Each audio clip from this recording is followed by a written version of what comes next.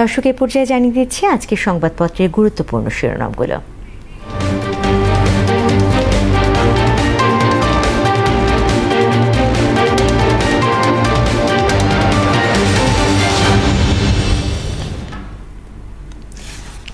আমার হাতে প্রথমে রয়েছে প্রথম আলো পত্রিকাটি। তারা শিরোনাম করেছে বাংলাদেশি পণ্যে ৩৫% শুল্ক, ডোনাল্ড ট্রাম্পের পাল্টা শুল্ক।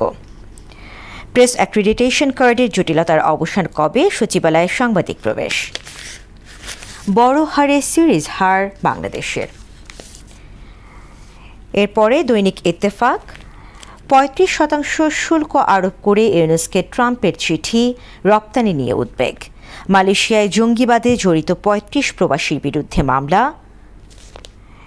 রেকর্ড বৃষ্টিতে ডুবল ফেনী, বন্যা নিয়ন্ত্রণ বাঁধে ১০ স্থানে ভাঙন।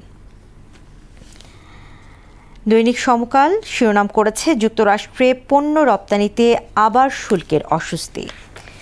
বাড়তি শুল্ক ভিয়েতনামের সমপর্যায়ে নামাতেই হবে। নিরাপত্তা খাতের সংস্কারে র্যাব বিলুপ্তি বিবেচনা করতে হবে। বাংলাদেশ প্রতিদিন, ফের ট্রাম্পের ট্যারিফ তাণ্ডব। তাজুলের টাকার খনি ওয়াসা আর এলজিইডি, যার রাজনীতি মানেই দুর্নীতি।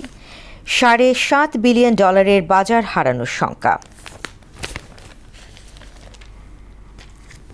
যুগান্তর শিরোনাম করেছে পোশাক শিল্পে অশনি সংকেত, ট্রাম্পের ৩৫% শুল্ক আরোপের চিঠি ডক্টর ইউনুসকে।